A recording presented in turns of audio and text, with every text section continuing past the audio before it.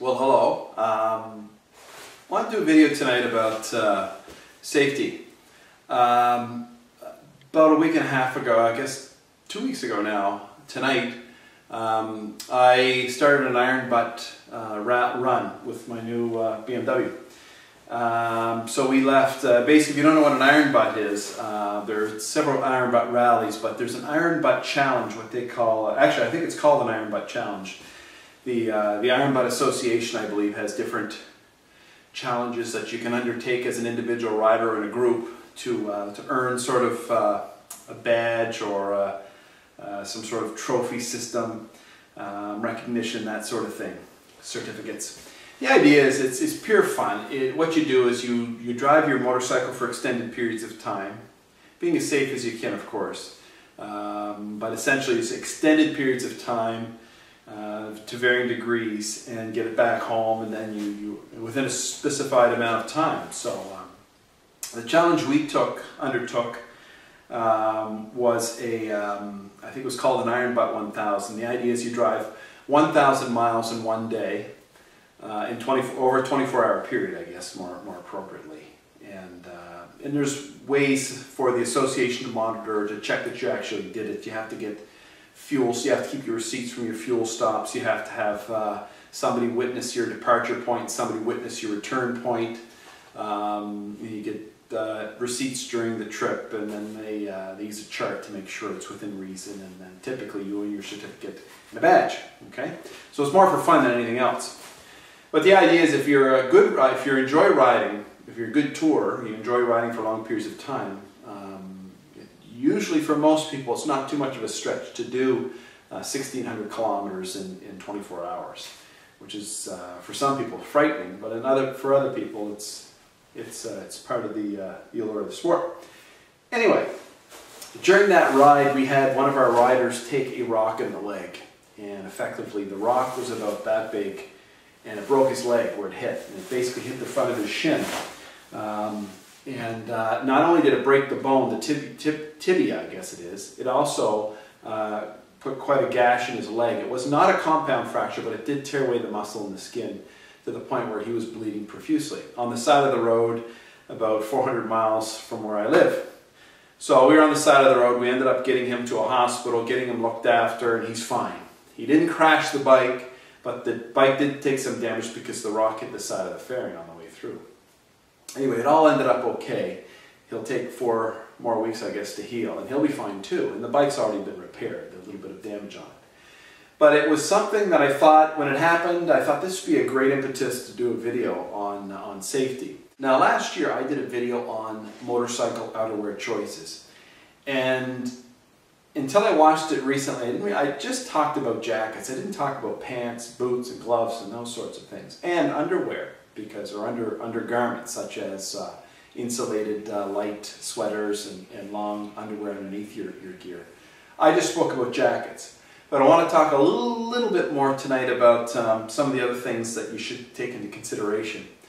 I have an acquaintance in the southern United States that we share the motorcycling sport together, and he's a long distance rider. This guy rides from Georgia to Alaska. He's done that a few times. He's ridden across the continent. He's ridden down up to here. He's ridden to the West Coast, Mexico, you name it. He's a long distance rider, and he lives by a credo of safety where he uses an acronym, ATG, ATT, all the gear, all the time. Now some of you have probably heard that saying before, and it's a credo to live by. When we ride motorcycles, it's inherently more dangerous than driving a car, okay? That's the reality of it. So anything we can do to reduce that danger, you never eliminate it, but to reduce it, and to reduce it passively by wearing protective gear, well, we should do those things regardless. So if you're looking at riding a bike, or if you ride now and you don't wear protective pants, a lot of us don't, and to be honest, I don't always wear protective pants. I do wear jeans a lot when I ride. Especially it's not been a whole lot lately, but rides that are less than an hour in length, I usually just wear jeans. I do always wear a jacket, but I usually just wear jeans. Well, thinking jeans are rugged material. They may be rugged material on the street, but they're not rugged material on a motorcycle. and you'll burn through jeans and a few feet of sliding on pavement. So what I do recommend is going out and buying yourself a set of motorcycling pants, and you'll pay different levels of pricing depending on what you get, what kind of features you look for.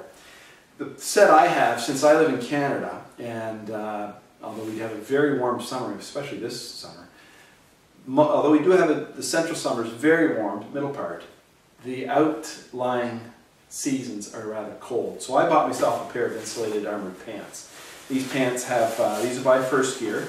The design actually, I didn't pay a lot for these. I think I paid $99 for these at a local dealer, but I think you can buy them online because I think First Gear stopped making them. They're just I think they're called just a Hypertex pant.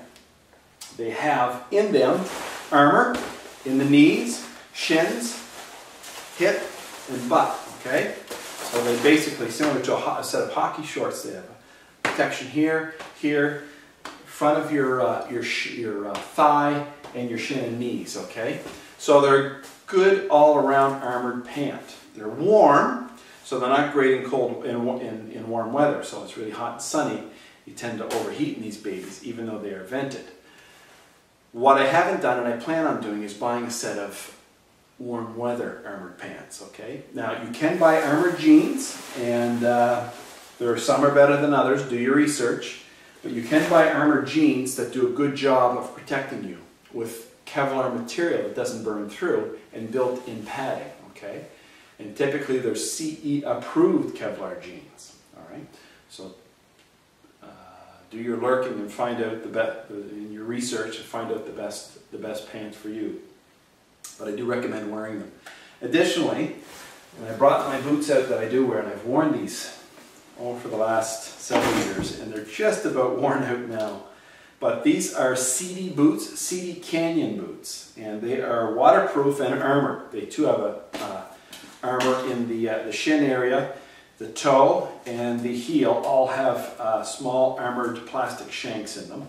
Okay, they're not as armored as a full-on race boot. I'll be honest with you there.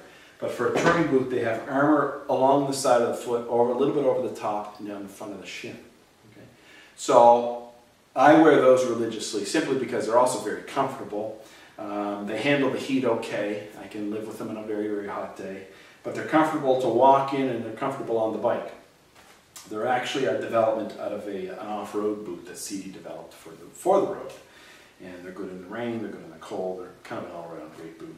And I like them so much, I'll probably buy another pair when those wear out, or whatever model CDs decide to replace them with. So that's good.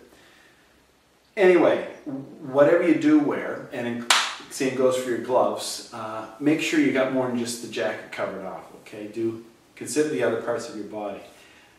And there's one thing you should realize, that when you do have an accident, the first thing that touches is usually not your upper body, it's a knee or your hands. Okay, so keep that in mind.